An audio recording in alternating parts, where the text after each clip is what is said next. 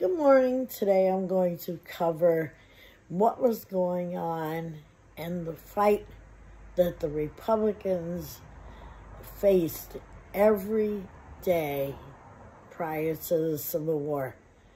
The Democrats were for slavery. The Republicans was a party that was developed so that slavery would end. Now, according to this report dated 1855, they already knew that a Dr. Ross, a General Pomeroy, a Mr. Mitchell, Mr. Jones, and the killing of at least 8 pro-slavery men now proved to have been unfounded. None of those were really killed. The Doe faces boldly characterized all statements as outrage, Kansas as Republican lies. That was a falsehood as well as truth sent over the telegraph lines by the Missourians, who was in charge of them. But these false statements do not eradicate or diminish the real catalog of criminals. Now, here is what they went through. Just an example. November 29th, Missourians, to the number of over 1,000, invade the territory, armed, drive judges and legal voters from the polls, and the fraudulent ballots pretend to elect a Whitfield delegate. Nearly the 30th, March 30th, 1855, nearly 4,000 Missourians again invade the territory and repeat the outrages committed in November preceding. October 1st, 1855, the third invasion was done the same thing. Then on the 15th, there was a fourth invasion by which an endeavor is made to vote the Free State Constitution, but proves a failure. May 21st, 1856, Jones, a Missouri postmaster, heads an army mob of Albanians, Carolinians, and Missouri men, which marches against Lawrence, pillages and plunders it. It was violence to the inhabitants and the burning of several buildings. So these guys were really nice, okay, just because they didn't want slaves. October 2nd, 1855, Tom Newman, a Free State man, was stabbed in the city streets of Leavenworth. October 2nd, 1855, a child was killed while at play and shot by a Missourian because he missed as he went to shoot another person. Now, on November 23rd, 1855, Charles Dow, a Free State man, was shot by F.N. Coleman, a pro-slavery settler. Murderers took refuge with the governor and was protected by him. So you get the governor saying, oh well. December 1855, James Barber, a Free State man, was assaulted and murdered and shot in the back of the neck for the gun of one of the President of the United States, Pierce's gun. So even the President was against it. In November 1855, Collins, a Free State man, called up from his mill where he was at work and was shot by Laughlin, a pro-slavery worker. Now, these are all things that are happening in the town, in the area of Missouri, because they did not want to make it a free state. In January 17th, 1856, E.P. Brown, a Free State man, was taken prisoner by a group of Missourians and hacked to pieces with knives and hatchets. Horrible, horrible thing. Then they took his bleeding corpse and they dumped it in his house, leaving his widow in the state of a maniac.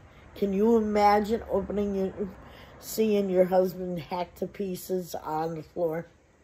Then, May 20th, John Stewart, formerly of Rushford, Allegheny County in New York, a young man of 20 was shot in the back while attempting to escape a group of Jones' posse. Jones, May 19, 1856, Jones, the only son of his mother, and she a widow, aged 19, was shot through the back by one of Jones's posse because he refused to give up his horse, and that was the way he supported his mother and himself. Then, in December 22nd, 1855, the printing offices were destroyed of the Territorial Register and Administration paper of the Leavenworth, conducted by Colonel Daybay, mobbed for advocating a free state. Presses broken, type broken, and they were thrown into the river, and they threatened to kill the editor. By this time, you get the gist.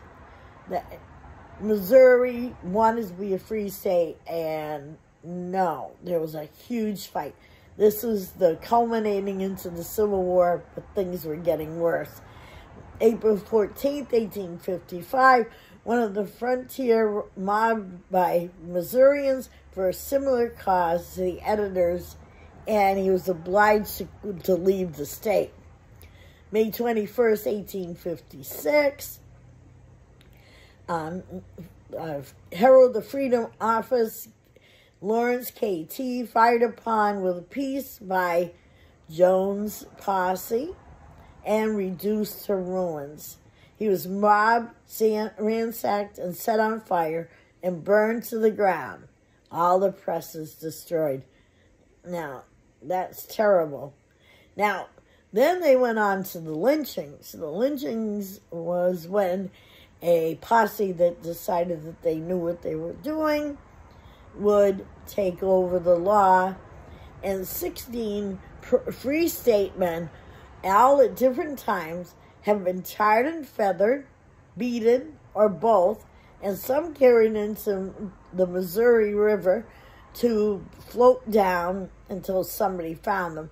Upon them was William Phillips, a lawyer of Leavenworth and a member-elect of the Territorial Legislature, the Reverend Pardee Butler, a Baptist preacher, the Reverend Mr. Clark, a Methodist missionary, and other ministers of the gospel. Assaults and battery are too numerous to mention. Hardly a day passing without some attack on a free state man on the streets, and with the encouragement of the governor and the president of the current president of the United States.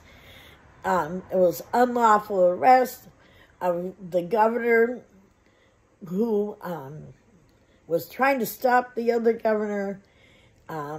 Mr. Brown, the editor of the Freedom, was arrested without a warrant. There was high treason charge against Mercer, Bronson, Hutchinson, Ditzler, Schuler, Smith, Baker, and 14 others of the Missourian acting under authority of a pretended court for high treason. They imposing penalty of death for assisting slaves to escape. They imposed a penalty of death for circulating or printing publications calculating to incite slaves to insurrection, imposing penalty of death for assisting slaves to escape from any other state to take refuge in that territory, imposing the death penalty of 5 years or more for hard labor for harboring slaves, imposing a penalty of 2 years of imprisonment for aiding a slave so that they can help you, imposing penalty of 5 years imprisonment, hard labor for writing, printing, or circulating, saying anything against slavery, imposing penalty of 2 years of hard labor for saying that persons have not a right to hold slaves in the territory. disqualifying all from sitting as jurors who do not admit the right to hold slaves is the right of the person in the territory.